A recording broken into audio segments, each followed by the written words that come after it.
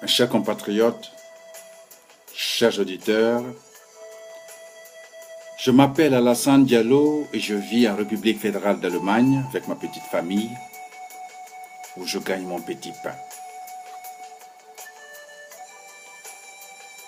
La situation sociopolitique en Guinée m'interpelle comme vous autres. La Guinée va mal. La Guinée se porte mal. Très mal même.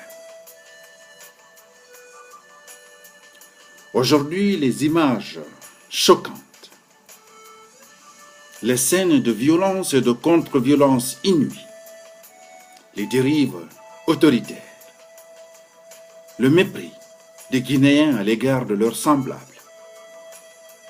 ont atteint des proportions inquiétantes, très préoccupantes pour tous ceux et toutes celles qui aiment ce pays.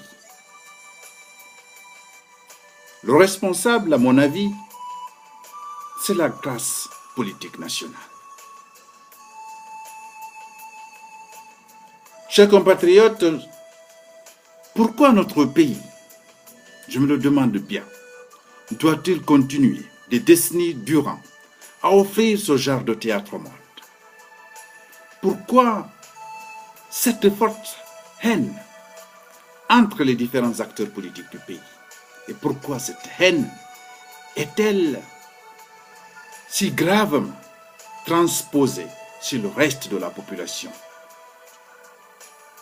Pourquoi la jeunesse guinéenne est-elle si sadiquement, de tous les bords, instrumentalisée, manipulée? Pourquoi cette jeunesse est-elle si désœuvrée? L'avenir de la Guinée n'est-il pas si préoccupant pour être dans l'obligation d'assister à ce jeu de ping-pong aux allures guerrières entre le pouvoir et son opposition démocratique?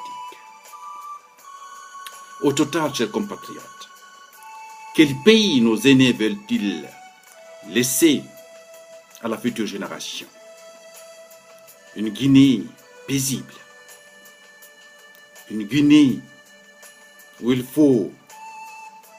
fait beau vivre, une Guinée émergente, démocratique, ou bien au contraire, un pays déchiré, un pays invivable, un pays qui ne bouge d'un iota.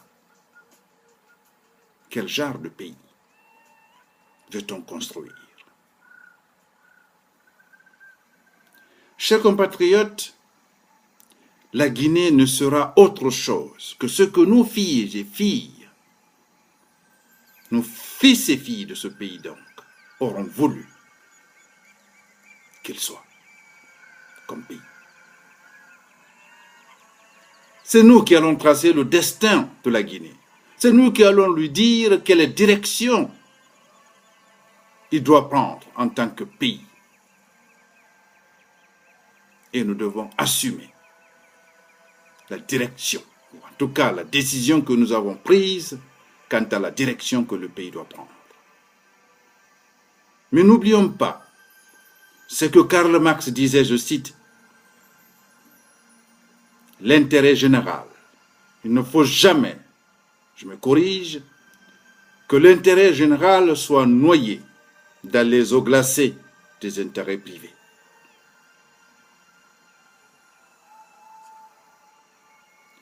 La Guinée a besoin de ses fils et filles qui l'aiment et qui, dans leur diversité, veulent, ensemble, la main dans la main, malgré les divergences inévitables dans tout pays démocratique, travailler à l'émergence du pays. Comme disait, Henri de Lacordaire,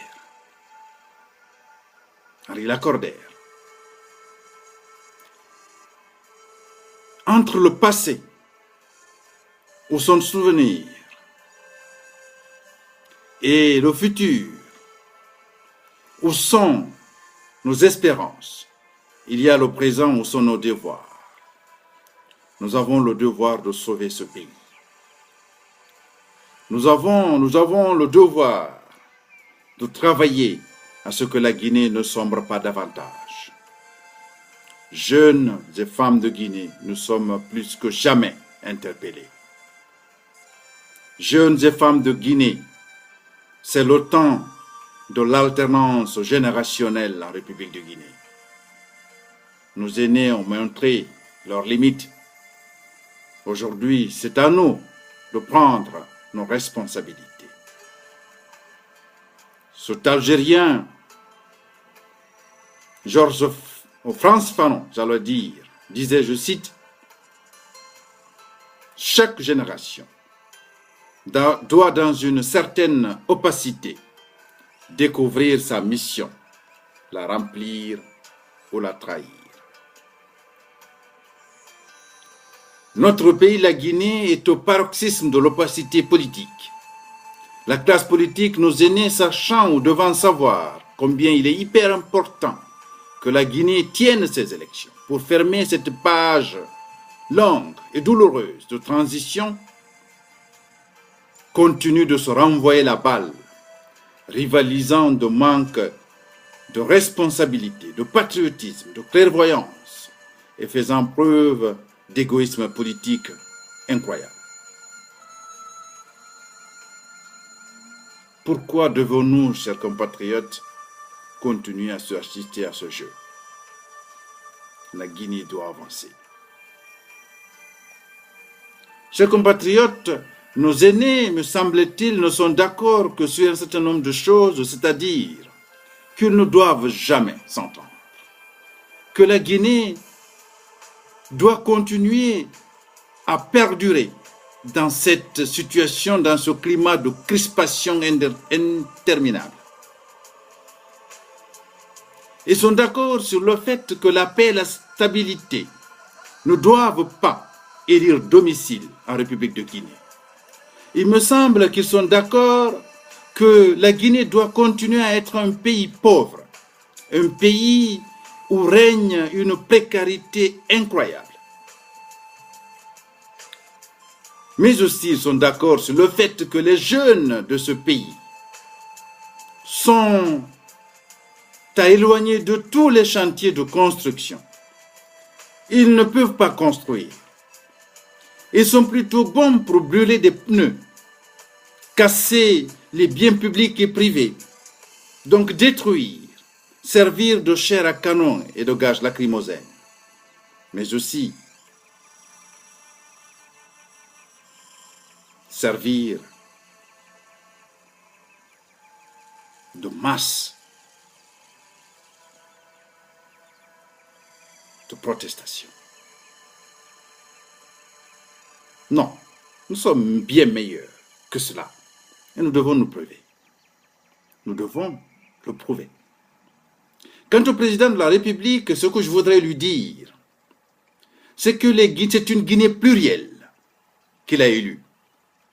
C'est une Guinée qui cherchait un homme propre, c'est-à-dire quelqu'un, pour reprendre cette fameuse phrase, qui n'était ni de près ni de loin mêlé à la gestion catastrophique du pays les années précédentes. Les Guinéens pensaient trouver en lui donc cet homme en main propre. Ils ont voté aussi, à mon avis, pour lui parce que la situation politique, la situation militaire d'alors exigeait un président fort, susceptible de bénéficier du respect des forces armées nationales, paramètre qui était alors indispensable pour stabiliser le pays et engager les réformes de l'armée ainsi que les réformes macroéconomiques nécessaires dans le pays. Ils ont voté aussi pour lui parce qu'ils espéraient trouver en lui un homme capable de créer les conditions d'un débat politique pluriel, contradictoire et civilisé dans le pays. Un leader hautement conscient de son devoir ainsi que des enjeux qui se posent au pays, quelqu'un qui saurait s'entourer des hommes et des femmes intègres, patriotes, résolument et irréversiblement tourné vers l'avenir. Et j'espérais surtout trouver en lui un président de la République au-dessus de la mêlée, capable de trouver les voies et moyens de réconcilier les Guinéens.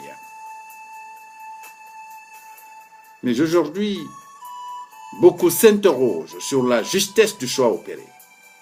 Tellement les succès micro- et macroéconomiques enregistrés ça et là contrastent avec la situation sociale et politique dans le pays. Monsieur le Président, l'argent n'aime pas le fusil. La dictature n'a pas sa place au XXIe siècle. L'urgence aujourd'hui est, à mon humble avis, l'excitation d'un sursaut de patriotisme, le rétablissement de la cohésion nationale, l'organisation d'élections législatives libres et transparentes, mais surtout inclusives, représente pour moi un facteur déclencheur par excellence de cette reconstruction du tissu social.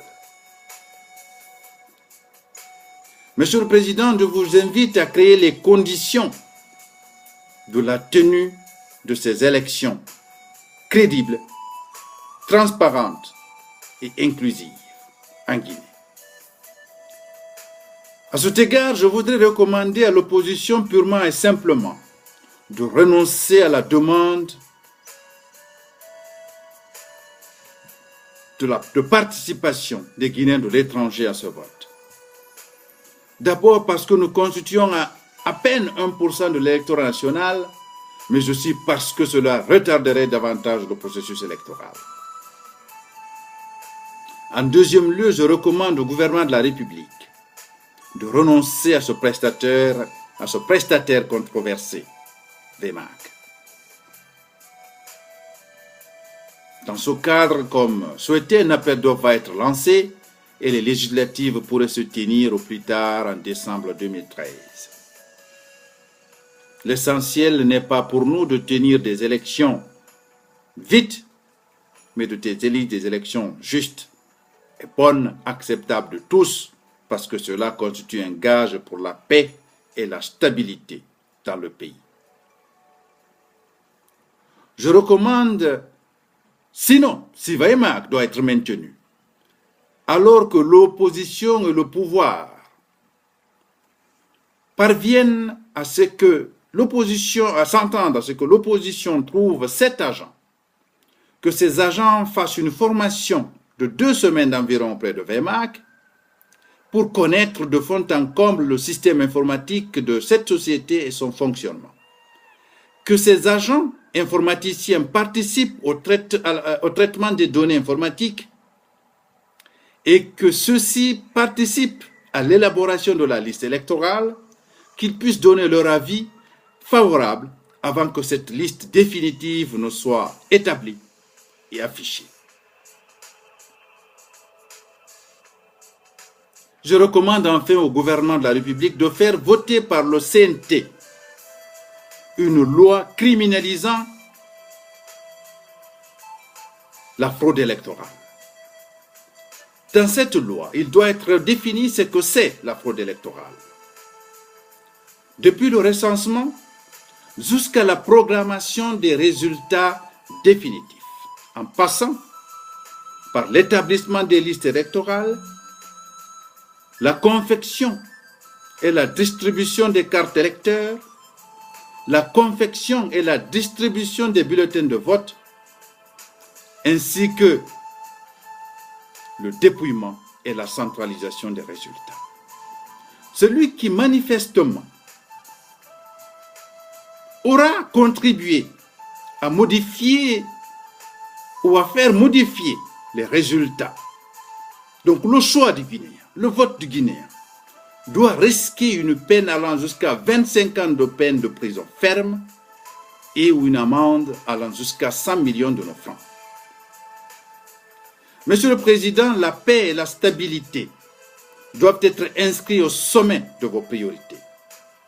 Vous devez créer ces conditions. L'une de ces conditions, c'est sans nul doute l'organisation consensuelle d'une élection libre et transparente dans le pays. Jeunes de Guinée, aujourd'hui, plus que jamais, nous sommes appelés au chevet de notre pays. Nous sommes plus que jamais invités à travailler à ce que notre pays ne soit pas détruit sous nos yeux. Nous devons réussir ensemble à construire une transversale panafricaine qui doit travailler à lutter contre l'autocolonisation, contre l'autodestruction de la Guinée et de l'Afrique. Il devra être un mouvement qui travaille à ce qu'en Afrique, finalement,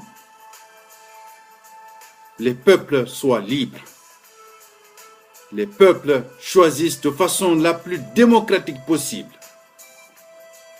les femmes et les hommes qui doivent les gouverner.